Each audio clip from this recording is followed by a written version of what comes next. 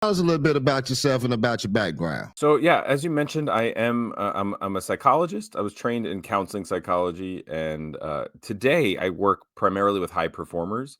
And what that means is that could be like executives, CEOs, presidents of companies, people that are just trying to like achieve really high optimal levels of success, and then athletes. That's kind of how I started there. I was an athlete myself, grew up in a family of athletes, and so I've found myself now with this kind of specialty of working with within the field of sport and exercise psychology, and I'm also a professor. So Mhm. that's kind of a unique position where I'm also doing some research and training kind of future providers in this field. Decided to start swimming, and I just kind of gave up the other sports and just focused on swimming and earned scholarship and like I said, compete at the highest level in this Olympic sport of swimming. Oh man, that's cool, man. That's what's up. So, Mhm. Doc, as the director of behavioral health and wellness for Rutgers University Athletics, what does this role entails? So it's a comprehensive program. I mean, CJ, the world's different today, and we talk about mental health in a way that we never did.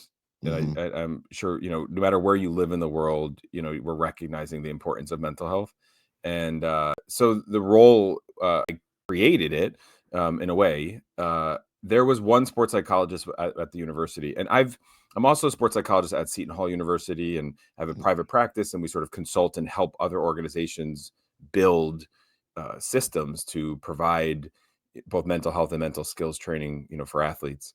But I started at Seton Hall when I was studying for my PhD.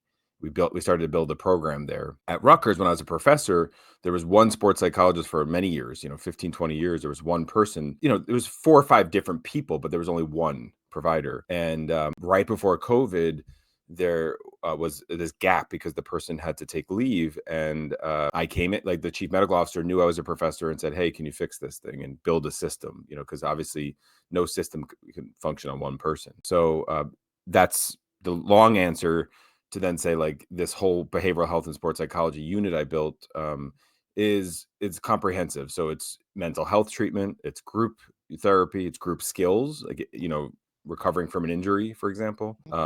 It's substance use, it's learning, and other psychological evaluations. So there's lots of things that psychologists do, and our team does all of it.